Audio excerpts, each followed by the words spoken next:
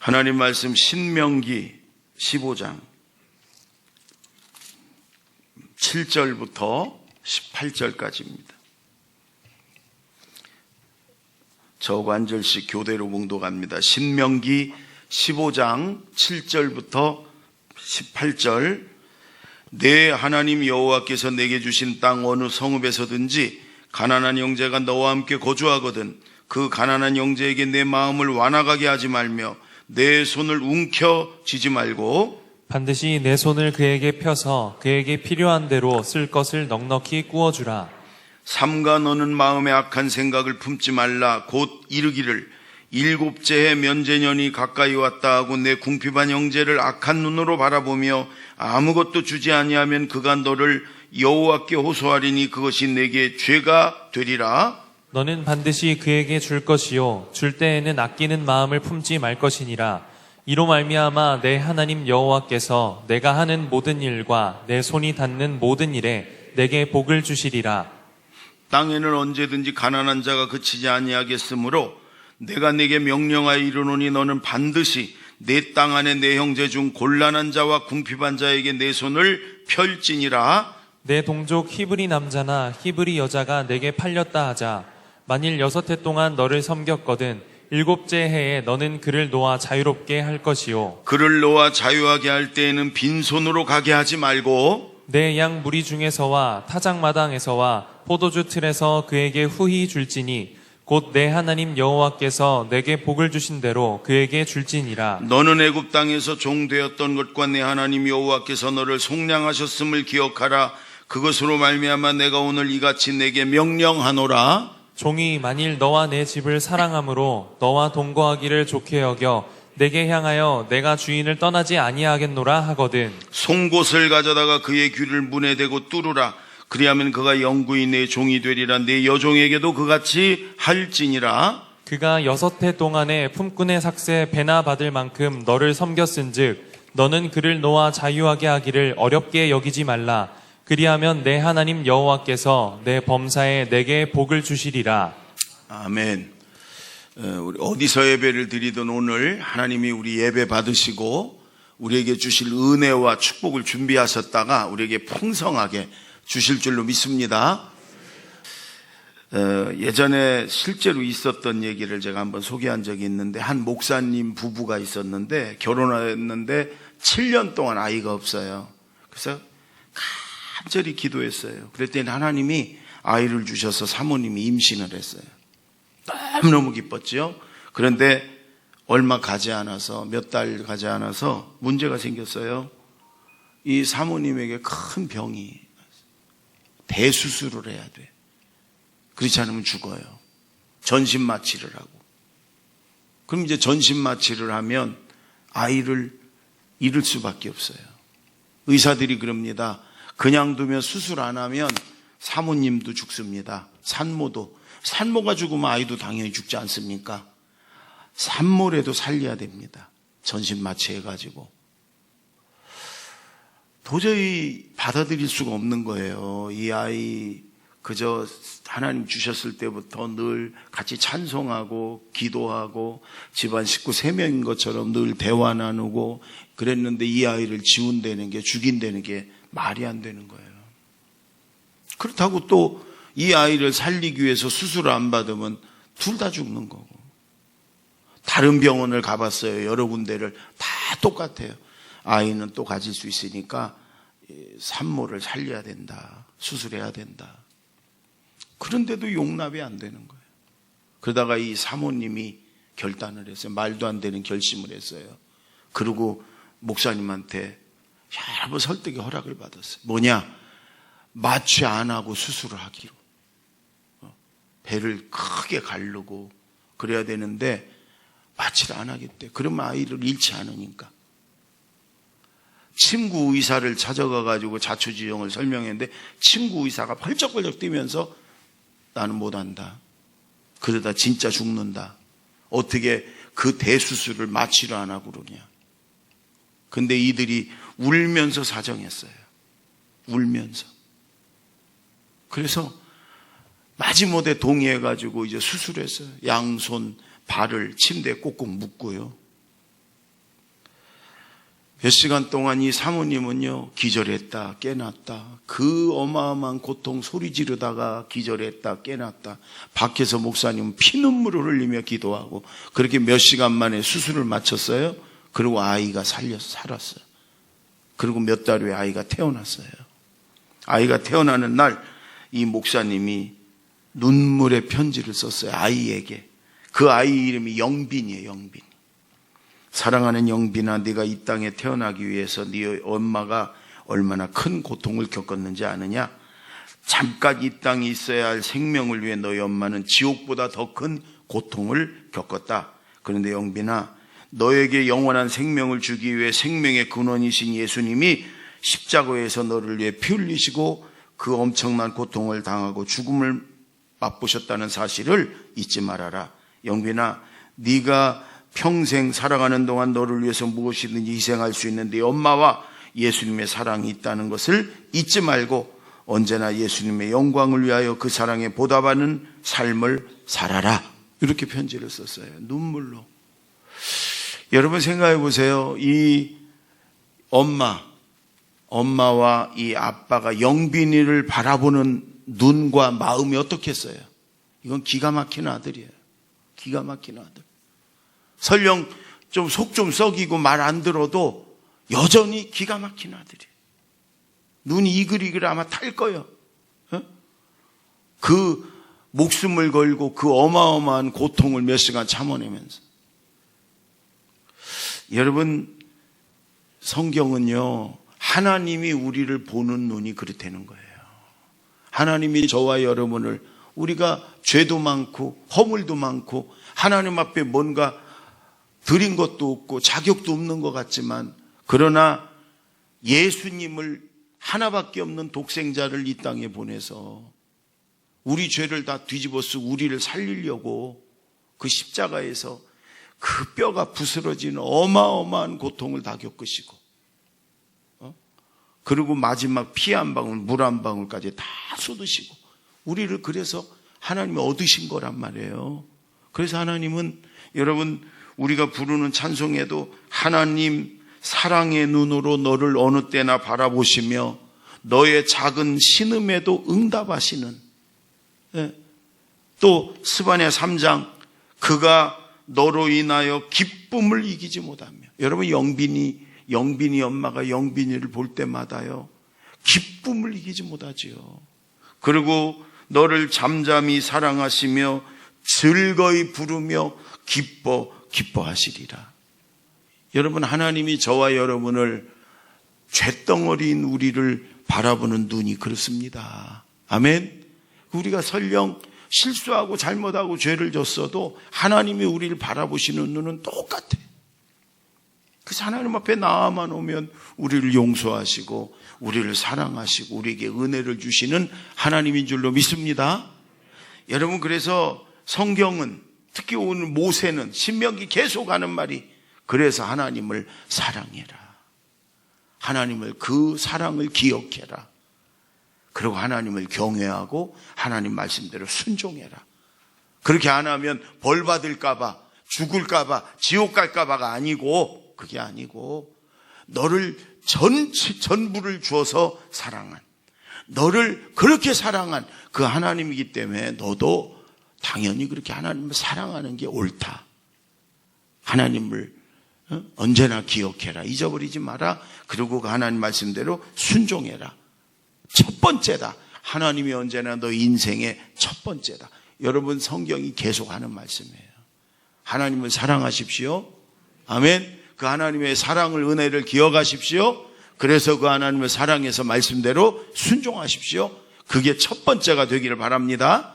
언제나 우선순위 1번이 하나님이 되기를 바랍니다. 그 다음에 그걸로 끝나는 게 아니라 오늘 말씀은 그 다음에 이웃을 사랑해라. 이웃을, 모든 사람을. 그러나 그 중에서도 가난한 사람, 곤란한 사람, 궁핍한 사람, 어려움 당한 사람을 사랑해라. 그들을 향해서 내 손을 움켜쥐지 말고, 네가 뭔가를 줄 수 있는데 움켜쥐지 말고 그들을 향해서 펴라. 그러면 하나님이 갚아주시겠다. 하나님이 너의 모든 일에 네가 손대고 네가 하는 모든 일에 하나님이 복을 주시겠다.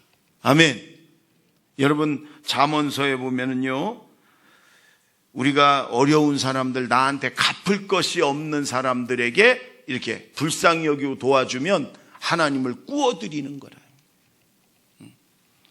그러니까 여러분, 우리가 누구를 선물을 해주고 도와줘도 나한테 나중에 갚아줄 사람에게 하지 말고 나한테 갚아줄 것이 없는 사람을 도와주고 베풀면 하나님을 꾸어주는 거예요. 여러분, 하나님이 떼먹을 분이세요. 그리고 하나님이 내가 꿔주면 그만큼만 주시는 분이에요. 그러니까 하나님 앞에 많이 빌려주고 많이 꿔주면 하나님이 나중에 반드시 갚아주겠다. 아멘. 우리 예수 믿는 사람이 아무래도 안 믿는 사람보다 더 많은 베풀고 더 많이 나누고 사랑하지요. 그러나 사실 성경이 말하는 건 하나님은요, 우리가 더 많이 베풀고 더 많이 여러분 나눠주고 그러려는 거예요. 유대인들 여러 가지 이유가 있지만 여러분, 유대인들은요 성경 말씀대로 30분의 1을 반드시 구제를 합니다. 아이들에게도 반드시 가르칩니다. 30분의 1 하루치는 반드시 남을 어려운 사람을 돕습니다. 그러니까 여러분, 세계의 모든 돈을 유태인들이 다 쥐고 있는 거 아니에요? 하나님이 성경 말씀대로 갚아주시는 거예요. 여러분, 사람에게 주고 하나님께 받는 자가 되십시오. 하나님께 받을 것이 많은 사람이 되십시오. 아멘. 그럼 꿔주는 거예요. 우리 교회도 개척할 때부터 열심히 하나님께 꿔줬어요. 선교사, 섬교회, 개척교회, 장애인 공동체 열심히 도왔어요. 그랬더니 하나님이 오늘 그래도 우리 교회를 이만큼, 또 우리 성도들의 가정과 사업장을 이만큼 하나님 복을 주셨어요. 여러분, 오늘 말씀대로 순종해서 여러분 하나님께 받을 것이 많은 저와 여러분 되기 바랍니다. 자녀들도 그렇게 가르치는 거예요. 예전에 도시락 시대에 이런 얘기가 있었잖아요. 아들이 도시락을 이제 먹고서 가지고 오는데 깨끗하게 도시락이 닦여 있고 보자기도 아주 잘 싸 있는 거예요. 우리 아들 놈은 그럴 놈이 아니거든. 털털하고 며칠째 그러는 거예요. 그래서 엄마가 물어봤어. 너 도시락 씻어서 왔니? 네가 먹었니? 대답을 안 해. 그런데 엄마가 자꾸 물어보니까, 엄마 사실은요, 제 짝꿍이 집이 잘 살았는데 부도가 나가지고 얘가 도시락을 못 사와요. 물어보니까 아침도 못 먹고 왔어요. 저는 아침 든든히 먹고 갔잖아요. 그래서 싫다는 걸 억지로 내 도시락을 줘가지고 먹게 했어요. 그랬더니 얘가 친구 도시락 먹고 고마우니까 깨끗이 닦아서 보자기를 잘 싸서 준 거예요. 엄마가 그 얘기를 들으면서 며칠 동안 점심을 굶었을 아들 때문에 좀 안타깝기도 했지만 얼마나 뿌듯하고 흐뭇한지 모르는 거예요. 그래서 그 다음 날부터 엄마가 도시락을 2개를 싸줍니다. 2개를 가지고 학교 가는 아들이 신나 가지고 가는 거예요. 여러분, 자녀들을 그렇게 가르쳐야 돼. 오늘 특별히 요거 한우로 반찬 불고기 쌌으니까 이거 친구들 주지 말고 몰래 너 혼자 먹어야 된다. 엄마 말씀 순종하느라고 밥 먹으면서 도시락으로 뚜껑으로 가리고서 볼까 봐. 그 아들을 죽이는 거예요. 아들을 하나님의 축복을 전혀 못 받게 키우는 거예요. 여러분, 오늘 말씀대로 하나님께 이렇게 베풀고 주는 자, 하나님께 꿔주는 거예요. 손을 움켜쥐지 말고 펴는 자가 되기를 바랍니다. 신명기 15장을, 여러분 고린도전서 13장을 사랑장이라고 그러고 히브리서 11장을 믿음의 장이라고 그래요. 요 신명기 15장을 면제년이라고 해요. 면제년장. 욕하는 게 아니에요. 조선년 욕하는 게 아니에요. 이름 부르는 거예요. 면제년. 그 해에는 6년 동안 누구에게 돈을 꿔줬잖아요. 그 이자도 받을 수 있어. 근데 7년째 되는 해에는 면제해 주라는 거예요. 면제해. 그럼 하나님이 갚아주겠다는 거예요. 하나님이. 근데 그래서 어떤 사람이 한 6년째 너무 힘들어 굶어 죽게 생겼어. 그래 꿔달라고 그러니까 요거 다음 해가 면제년인데 요거 꿔주면 내년에 면제해 줘야 되는데 그리고 안 꿔준 걸 성경은 악하다고 그러는 거예요. 그럴수록 더 꿔주려는 거예요. 왜? 하나님이 갚아주니까. 아멘. 하나님께 많이 빌려줘라. 내 주변에 여러분 어려움 당한 사람들이 보여지면 들리면 외면하지 말고 손 움켜쥐지 말고 내가 없는 걸 주려는 게 아니야. 하나님은 내가 내게 복 준 것을 나눌지라 이렇게 말씀하는 거예요. 예. 여러분 또 재정적인 어려움만이 아닙니다. 몸이 아픈 사람 참 외롭고 힘들어요. 그들에게 가서 기도해주고 위로해주고 격려해주고 또 고난과 환난 중에 있는 사람들 지금 코로나 때문에도 그렇고 여러분 그들을 가서 함부로 그냥 단정하고 그저 비난하고 판단하고 가서 가르친다고 너는 네가 이런 걸 게을러서 네가 잘못해서 이런 거니까 너는 좀 정신 차려 이런 소리 하지 말고 본인도 다 깨달아요. 성경은 감옥에 있는 자들도 돌아보라고 그러잖아요. 자기가 죄를 져서 감옥에 있든지 아니면 억울한 일로 가는 사람도 많아요. 가가지고 함부로 보여지는 대로 단정하고 함부로 여러분 재판장 노릇 하지 말고 우리가 할 일은 가서 위로해주고 기도해주고 도와주는 거다. 특히나 여러분 어려움 당해가지고 고난 당해가지고 그렇지 않아도 너무너무 힘든데 가가지고 가르친답시고 함부로 그냥 얘기하고 여기저기 다른 사람한테 얘기하고 가슴에 비수를 꽂는 거거든요. 근데 뭐 우리 교회는 그런 일이 거의 없어. 제 교회도 별로 안 들리니까. 근데 우리 예수 믿는 사람들이 잘 알거든요. 잘 보이고. 그러니까 그렇게 함부로 그럴 수 있어요. 6.25 직후에 이런 일이 있었어요. 어느 오누이가 오빠와 여동생이 있는데 엄마 아빠는 전쟁통에 돌아가시고 오빠하고 여동생만 남았는데 이 오빠가 폐병에 걸렸어. 그 어느 날부터 일도 못하고 시름시름 앓고 죽어가는 거예요. 그러니까 그 여동생이 아버지 같은 오빠인데 끼니일 돈도 없는 거예요. 그러니까 이 여동생이요 미군 부대에 가서 몸을 팔어. 그래서 오빠 약을 사다 주고 오빠 끼니를 해결해 주고 오빠한테는 공장 다닌다고 거짓말하고 그 덕에 오빠가 이렇게 회복이 되는 거예요, 몸이. 근데 그러다가 이 두 아이가 다니는 교회의 한 성도님에게 들켰어. 알게 됐어요. 삽시간에 온 교회 다 퍼졌어. 이 오빠의 귀에도 들린 거예요. 공장 다닌다고 그랬는데 교회만 가면 사람들이 수군거리고 눈치 주고 그러는 거예요.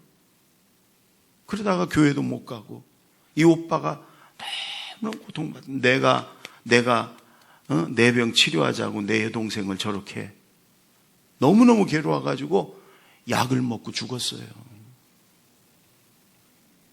밖에 나왔다 여동생이 와보니까 오빠가 그렇게 편지 써놓고 죽은 거예요.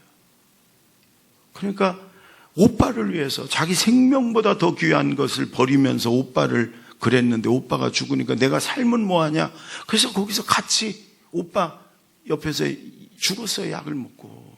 그걸 그 교회 목사님이 이제 두 오누에 시신을 놓고 장례 예배를 드립니다. 온 교인들이 모인 가운데서 이 목사님이 설교를 하며 그럽니다. 이 다음 심판날 하나님께서 너 김 목사야 너는 저 세상에서 너의 양무리를 잘 돌보다 왔느냐 물으신다면 저는 이렇게밖에 대답할 수가 없을 겁니다. 하나님 아버지 황송하오나 저는 양이라고는 한 마리도 없고 이리떼들만 우글거리는 교회에서 이리떼들만 치다가 왔습니다. 저는 이렇게밖에 대답할 수가 없을 겁니다. 이렇게 설교를 했어요. 여러분, 아니 하나님의 자녀들이고 우리가 양이 돼야 되는데 어느 순간에 일부러 악해서 그런 것도 아니에요. 그냥 안 좋은 습관에 젖어가지고 어려움 당하고 고난 당하고 그렇지 않아도 피눈물 흘리는 사람을 함부로 그냥 막 떠들어대고 수군거리고 여러분 그러면서 그 가슴에 비수를 박는 말이에요.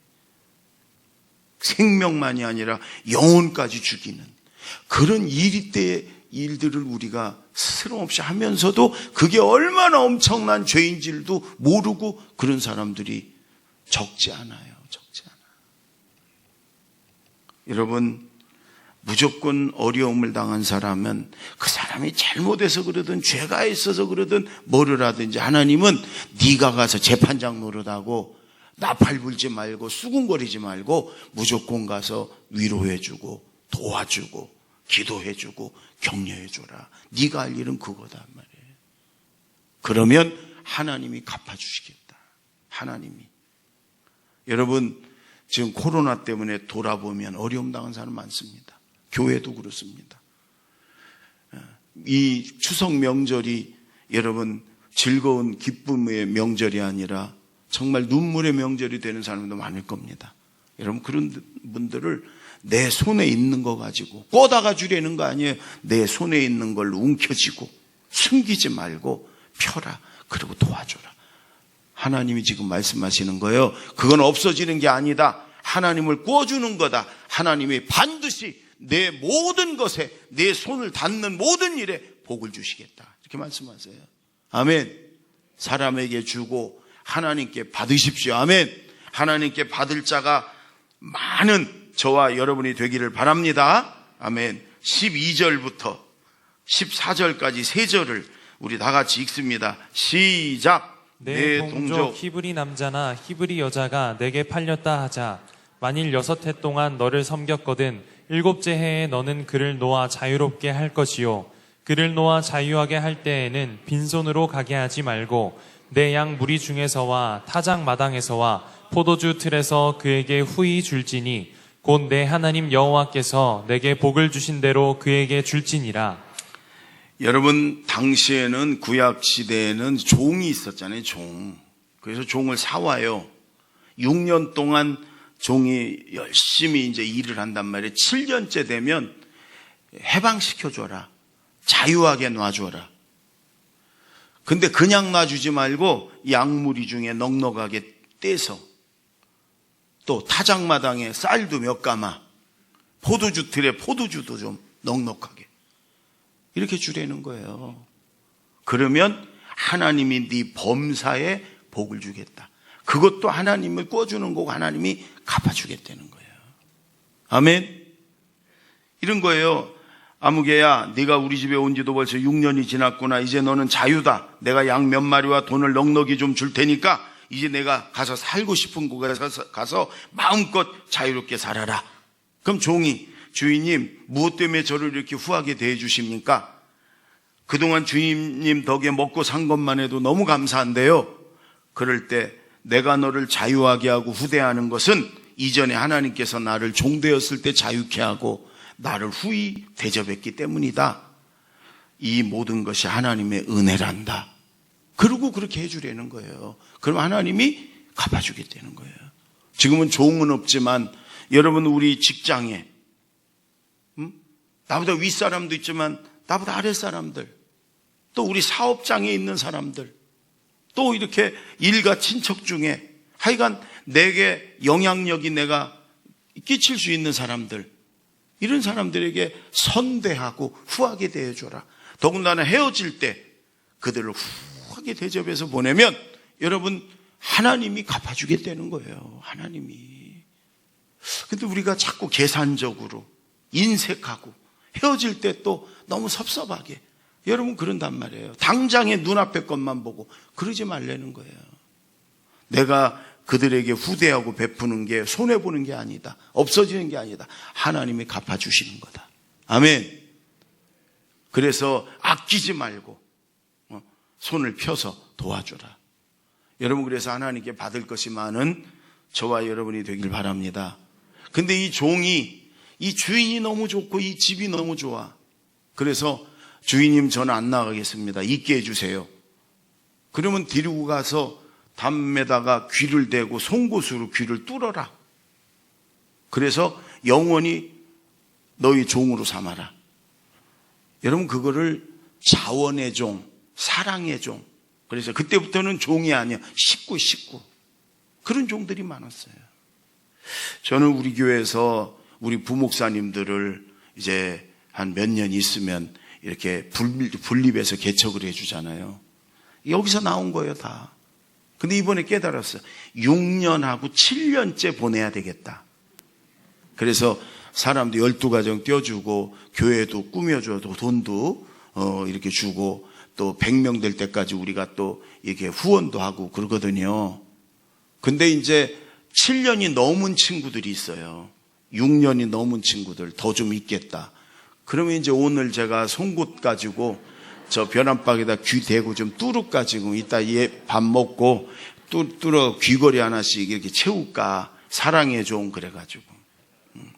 근데 여러분 우리 교회도 개척부터 지금까지 선교사들이나 저 섬교회, 개척교회, 저 장애인 공동체 뭐 이런 데를 열심히 힘껏 도왔어요. 지금도 돕고도 뭐 우리가 돕는다 이렇게 어디 돕는다 이런 것도 안 해. 그러니까 하나님이 우리 교회를 또 우리 성도들의 가정과 자녀들과 사업장을 하나님 복 주시는 거예요. 그게 왜 하나님을 꿔주는 거기 때문에 그래요. 그래서 우리 교회를 거쳐간 우리 교역자들이 목사님들이나 전사님들이 우리 교회를 생각하면 우리 성도들과 교회에 고맙게 생각하고 우리 제자들 교회에서 사역했고 제자들 교회 출신이라는 것을 자랑스럽게 생각하고 더러 안 그런 친구들도 있겠지 뭐 싸가지 없는 뭐 그러나 대부분은 기뻐하고 좋아하고 고마워하고 막 그래요. 그게 얼마나 여러분 감사한지 모르고 그게 하나님께 빌려주는 거다. 우리 지교회 출신 중에 박헌진 목사님이 있어요. 여자 목사님. 우리가 그렇게 이렇게 별로 개척한다고도 안 하고 어느 교회로 간 게 아니기 때문에 해준 것도 없어요. 지금 서울 세브란스 병원에서 원목을 하고 있어요. 근데 제가 저 이번에 감독에 이렇게 나오니까 페이스북에다가 이런 글을 올렸어요. 제가 띄워보라고 그랬어요. 이렇게 한번 읽어볼까요? 조금만하게.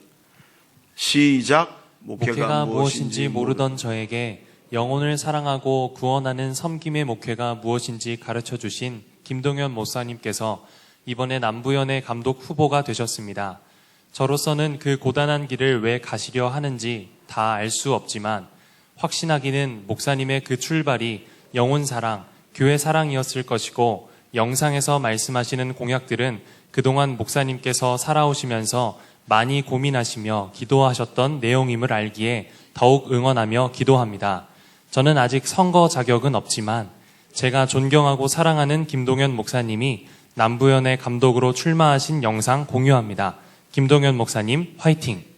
제가 이 글을 읽으면서요 눈물이 핑 돌았어요. 제가 오히려 너무너무 고마웠어요. 그 고단한 길을 왜 가려는지 알 수 없지만 나도 모르겠어요. 왜 그런지. 나도 누가 알려줬으면 좋겠어. 나도 맨날 후회하고 그래. 그러나 어쨌든 여러분 이제 하나님이 우리 교회만이 아니라 연회에 있는 650개 교회들이 어려우니까 제자들 교회에 하나님 주신 은혜를 나누라는 갈수록 그런 생각이 들어요. 기도할 때. 어쨌든 여러분 교회도 마찬가지고 여러분 사업장이나 직장이나 가정도 마찬가지고 여러분 가정에 있는 식구들도 마찬가지고 여러분 아끼거나 인색하거나 계산적으로 하지 말고 할 수 있는 한 손을 펴서 그들을 도와주면 베풀면 하나님을 빌려주는 것 하나님이 반드시 갚아준다. 네 모든 일에 범사에 내 손으로 되는 모든 것에 하나님 복을 주시겠다. 여러분 사람에게 아낌없이 주시고 하나님께 아낌없이 받는 자가 되십시오. 아멘. 하나님께 받을 것이 많은 사람이 되십시오. 그 사람이 신앙생활 잘하는 사람이고 그 사람은 믿음이 좋은 거예요.